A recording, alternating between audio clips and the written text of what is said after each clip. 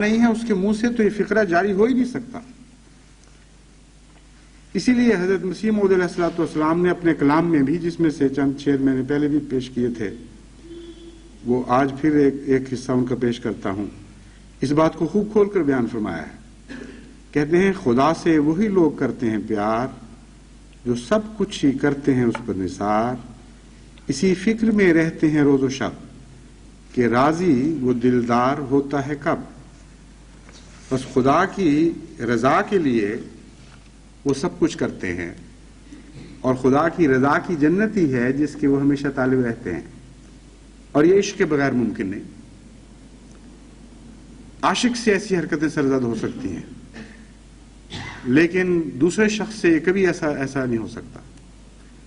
اور حقیقت یہ ہے کہ ہمارے روزمرہ کی زندگی میں ایسے مشاہدات ہوتے رہتے ہیں جن کے نتیجے میں ہم خود یہ جان سکتے ہیں، تجربے سے یہ پہچان سکتے ہیں کہ اصل راز رضا اور پیار میں ہی ہے، نعمتوں میں نہیں ہے.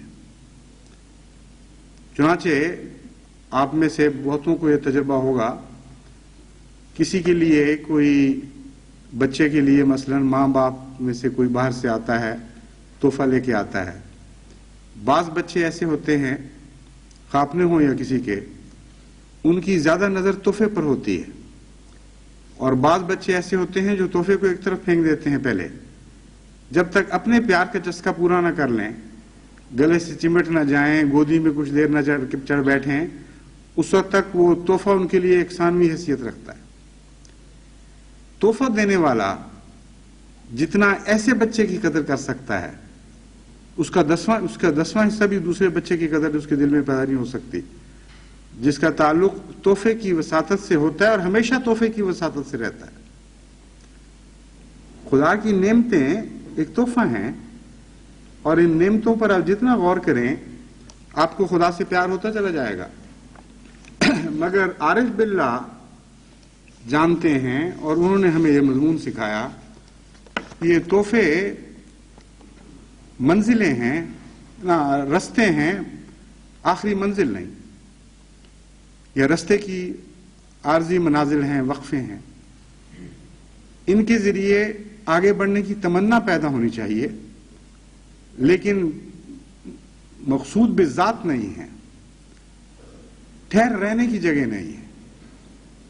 اس لیے وہ لوگ جو خدا تعالیٰ کی محبت میں آگے سفر کرتے ہیں، کچھ عرصے کے بعد گو ان کی خدا کی نعمتوں کے ذریعے ہی خدا سے پیار پیدا ہوتا ہے، مگر نعمتیں بے معنی اور بے حقیقت دکھائی دینے لگتی ہیں اس پیار کے مقابل پر. اور پھر وہ ساری نعمتیں خدا کے پیار کی خاطر لٹا دینے کو دل چاہنے لگ جاتا ہے. یہ وہ مضمون ہے جس کو قرآن کریم نے اس آیت میں کھول کر بیان فرمایا، وَمِنَ النَّاسِ مَن يَشْرِي نَفْسَهُ ابْتِغَاءَ مَرْضَاتِ اللَّهِ وَاللَّهُ رَءُوفٌ بِالْعِبَادِ.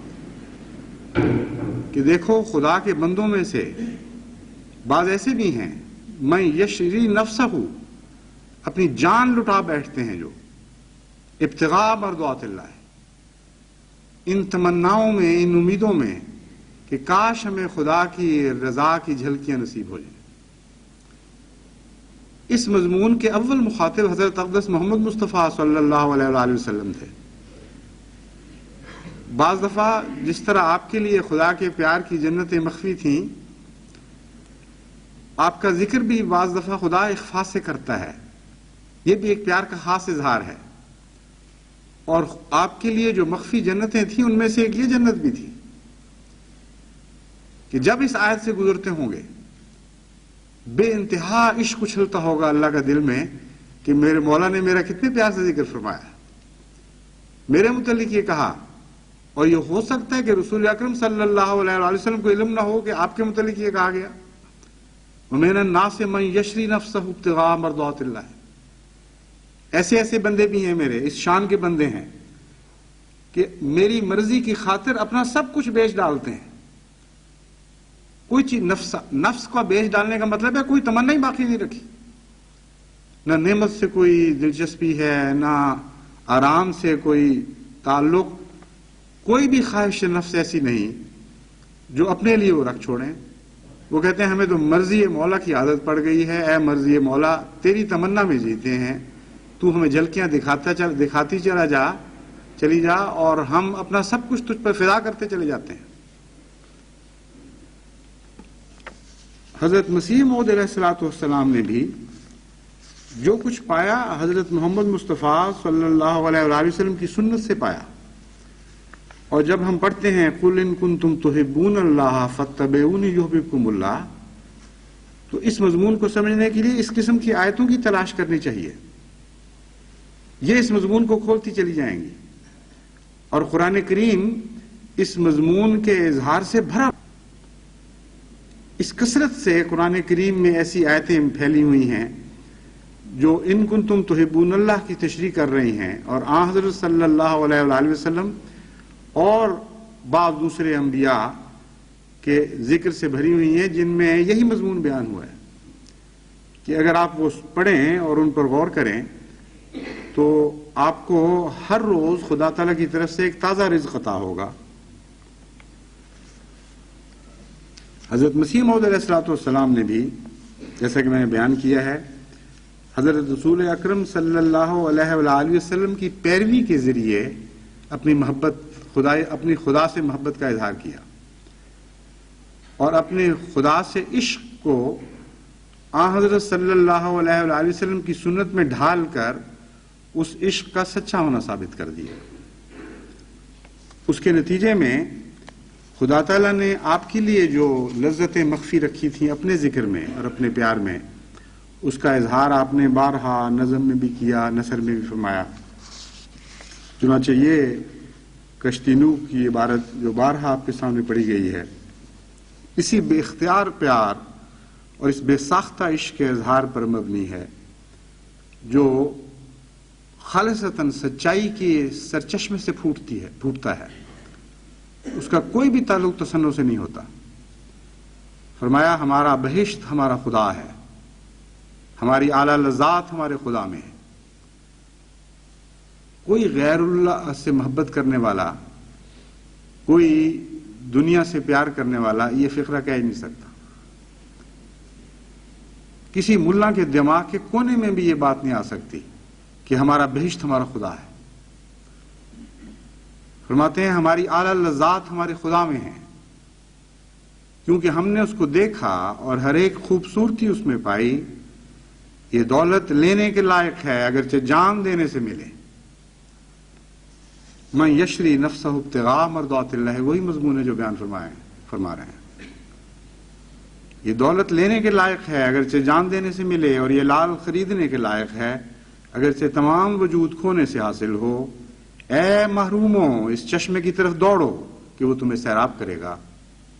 یہ زندگی کا چشمہ ہے جو تمہیں بچائے گا۔ میں کیا کروں اور کس طرح اس خوشخبری کو دلوں میں بٹھا دوں، کس دف سے بازاروں میں منادی کروں کہ تمہارا یہ خدا ہے، تا لوگ سن لیں، اور کس دوا سے میں علاج کروں تا سننے کے لیے لوگوں کے کان کھلیں۔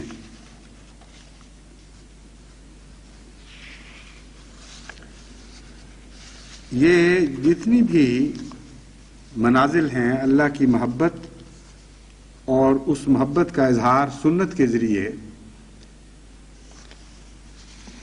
یہ بھی خدا کی عطا کردہ توفیق کے سوا انسان طے نہیں کر سکتا۔ اور یہ مضمون بھی ہمیں حضرت محمد مصطفیٰ صلی اللہ علیہ وآلہ وسلم نے ہی سمجھایا۔ اور یہ جو پہلے قدم اٹھانا ہے کیسے اٹھے، باقی قدم پہلے قدم کی برکت سے خود ہی اٹھنے لگتے ہیں، لیکن سوال یہ ہے کہ وہ پہلا قدم کون سا ہے؟ جب اچانک دل میں خدا کی محبت کا شعلہ اس طرح پیدا ہو کہ پھر اس سے پھلجھڑی کی طرح ایک روشنیوں کا سلسلہ پھوٹ پڑے۔